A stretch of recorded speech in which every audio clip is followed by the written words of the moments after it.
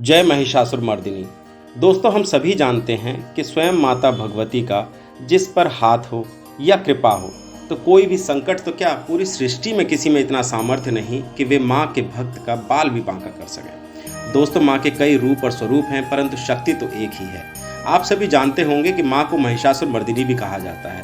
और आज मैं आप सबके समक्ष महिषासुरमर्दन का या यूं कहें कि महिषासुर के विनाश की सच्ची कथा लेकर के आया हूँ, जिसका जिक्र आपको देवी भागवत में भी मिल जाएगा। नमस्कार दोस्तों, आपका बहुत बहुत स्वागत है आपके अपने YouTube चैनल में। चैनल को सब्सक्राइब करें और बेल आइकन को दबाना ना भूलें, जिससे कि आपको अपने प्रिय सनातन धर्म से संबंधित नए आने वाले हर वीडियो को सबसे पहले देख सकें। दोस्तों, बहुत पुरानी और पूर्व काल की बात है। रंभ नाम के दानव के यहाँ महिषासुर नाम के एक प्रबल, पराक्रमी और अमित बलशाली पुत्र का जन्म हुआ।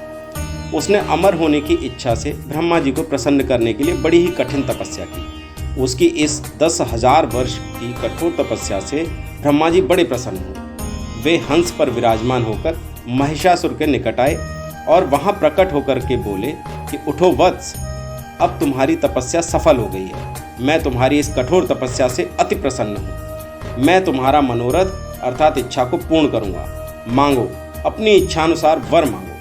महिषासुर ने आंखें खोली और ब्रह्मा जी को प्रणाम करते हुए उसने अपने आप को अमर करने का वरदान ब्रह्मा जी से मांगा। ब्रह्मा जी ने बड़ी ही गंभीरता से उत्तर दिया कि हे वत्स, जन्मे हुए प्राणी का मरना और मरे हुए प्राणी का जन्म लेना सुनिश्चित है। अतएव एक अमरता को छोड़कर जो कुछ भी तुम चाहो मैं तुम्हें प्रदान कर सकता हूँ। ऐसा सुनकर महिषासुर सोचते हुए बोला कि हे प्रभु, देवता, दैत्य, दानव या मानव किसी के भी द्वारा मेरी मृत्यु ना हो। यदि मृत्यु हो भी तो किसी स्त्री के हाथों ही मेरी मृत्यु हो। ब्रह्मा जी ने बिना कुछ विचार करते हुए एवमस्तु यानी कि ऐसा ही हो कहकर अपने लोक चले गए। वरदान प्राप्त करके लौटने के पश्चात समस्त दैत्यों ने प्रबल पराक्रमी महिषासुर को अपना राजा बना लिया। महिषासुर ने दैत्य और दानवों की एक बहुत ही विशाल और ताकतवर सेना बनाई। अपनी विशाल और ताकतवर सेना के साथ महिषासुर ने पाताल और मृत्युलोक यानी कि पृथ्वी पर आक्रमण कर दिया। समस्त प्राणी उनके अधीन हो गए। फिर उसने इंद्रलोक पर आक्रमण किया।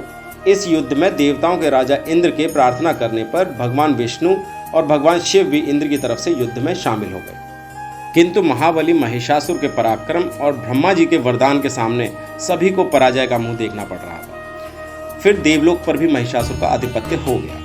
भगवान शिव और ब्रह्मा जी को युद्ध में सबसे आगे करते हुए देवताओं ने भगवान विष्णु से प्रार्थना की कि हे प्रभु, क्या कारण है कि महिषासुर पर किसी के भी वार का कोई असर नहीं हो रहा। भगवान विष्णु ने सभी देवताओं को बताया कि इस महिषासुर को ब्रह्मा जी का वरदान प्राप्त है कि कभी कोई देव, दानव या मानव इसका संहार नहीं कर पाएगा और इसी वजह से ये अजेय बन चुका है।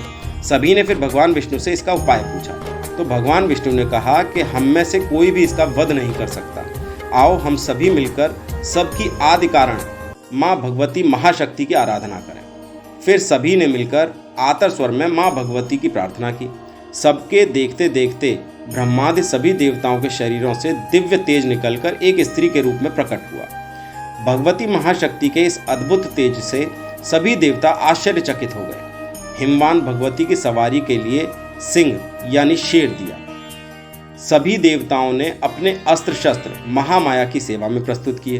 देवी भगवती ने देवताओं पर प्रसन्न होकर उन्हें शीघ्र ही महिषासुर के भय से मुक्त करने का आश्वासन दिया। परांबा महाशक्ति भगवती शेर की सवारी के साथ फिर हिमालय पर पहुंची और अट्टहास पूर्वक घनघोर गर्जना की। उस महाभयंकर गर्जना को सुनकर दानव डर गए और पृथ्वी कांप उठी। जब महिषासुर को इसकी सूचना मिली तो उसने माँ भगवती के पास अपना दूत भेजा।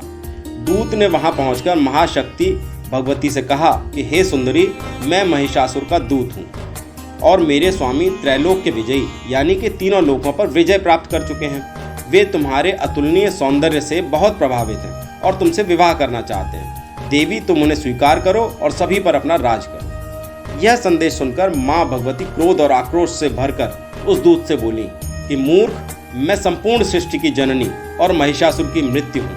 तू उसे जाकर के कह दे कि तत्काल बिना देर किए अपने प्राण बचाकर पाताल चला जाए।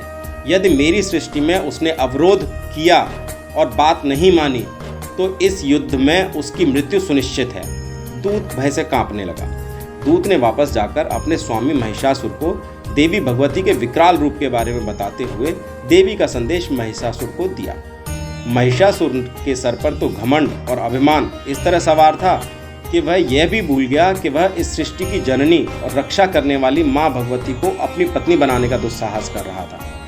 महिषासुर अपनी पूरी शक्ति और सेना को लेकर युद्ध के लिए पहुंच गया। अब भयंकर युद्ध छिड़ चुका था।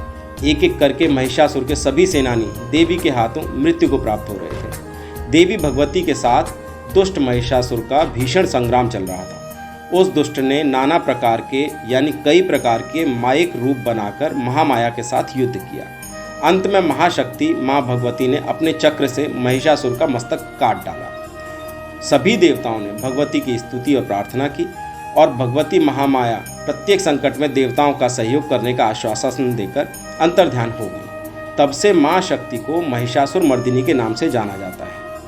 आप सभी माता के भक्तों से मेरी प्रार्थना है कि इस चैनल को सब्सक्राइब करके और वीडियो को लाइक करके अपना प्रेम जरूर दिखाएं, जिससे कि मुझे भी मोटिवेशन मिलती रहे और मैं आपके लिए सनातन धर्म से संबंधित ऐसे वीडियोस लेकर के आता रहूं। तब तक के लिए आप सभी को जय माता की।